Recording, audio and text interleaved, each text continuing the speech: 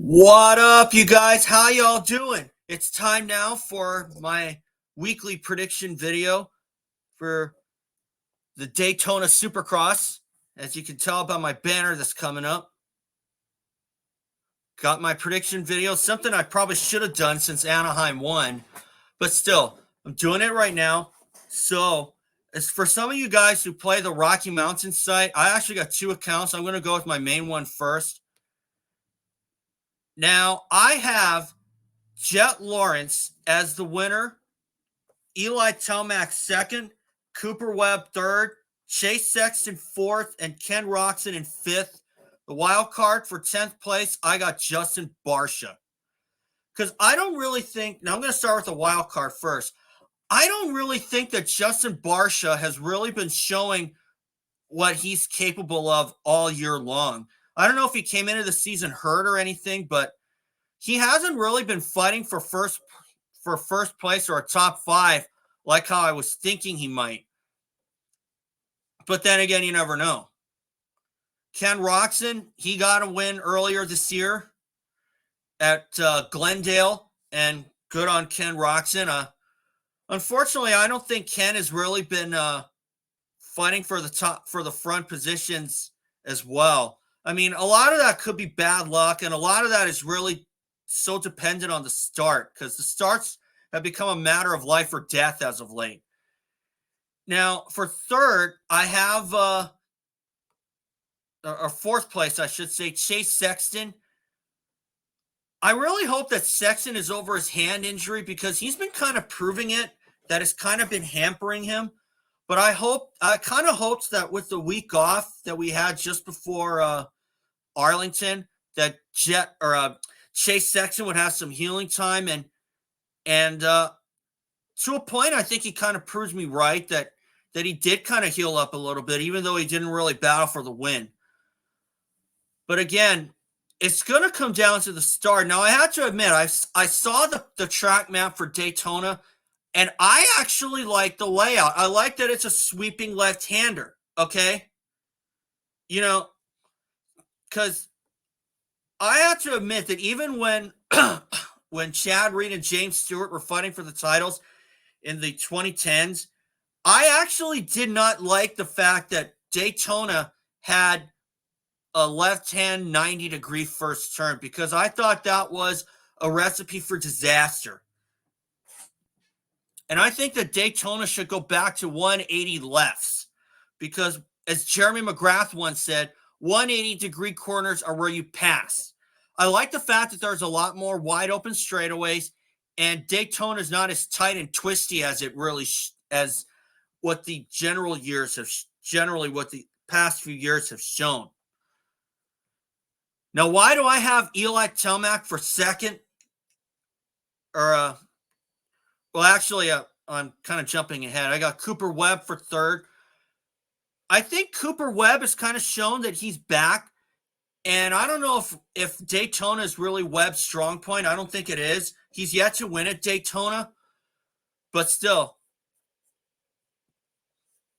I don't know if he's really proven himself as that legit Daytona rider yet. So, but I still think that Webb's going to ride strong. He did show something at the last race at Dallas. And,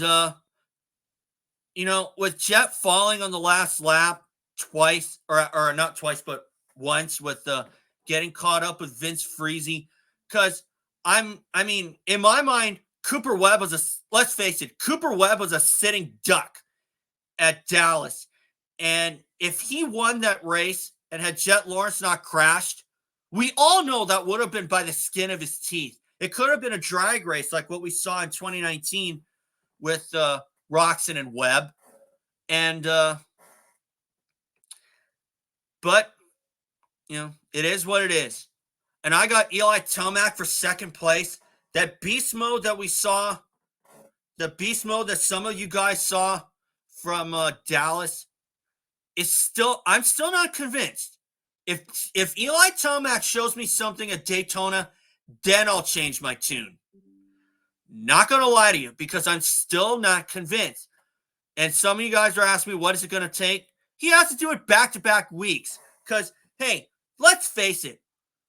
We all knew that was a third-place ride on Eli Tomac's behalf last week at Dallas.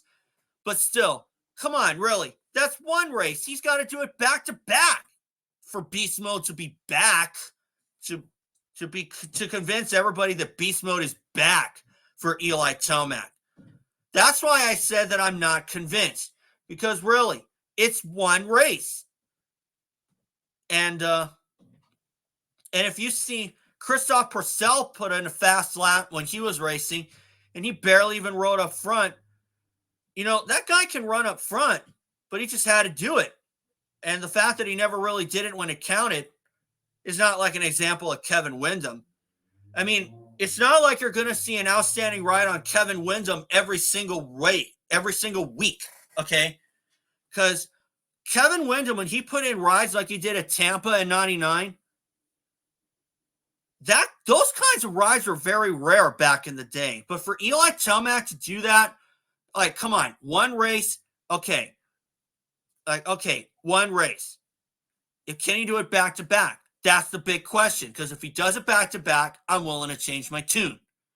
So that's why I have Eli Tomac for second place and Jett Lawrence for first place on my main account, okay?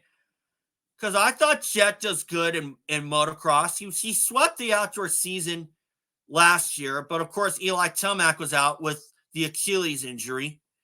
Still, we all know that if Eli was out there last summer, Jett Lawrence would probably have had his lunch handed to him week in, week out. I mean, he might win one race here and there, but still, I still think that Jett has what it takes to win. And we all know that Jett had Dallas in the bag if he didn't flirt with the side of the track like Chad Reed did. But the difference there in my book, like I was saying in a past video, is that when Chad Reed flirted with the edge of the track, he was a lot more calculated. Jett Lawrence is not quite as calculated as Chad Reed. Okay? Now for the 250s, unfortunately, Austin Fortner is not going to be out there. And I saw his Instagram reel. I couldn't help but feel for that guy because that guy deserves a break to come his way. No pun intended. And because really, I was thinking that Austin Fortner might make it like 2019 all over again. And in the blink of an eye, it didn't happen. Of course, Haiden Deegan given a written warning for ghosting his Yamaha, copying what Dad Brian did in 97 at LA. Quite frankly, I think Deegan got off easily. Haiden, that is. Because back then, Brian Deegan got fined $1,000 for what he did. So, I think for my top five for the 250s, I'm thinking Haiden Deegan, Tom Vialle, Max Anstie, Cameron McAdoo, and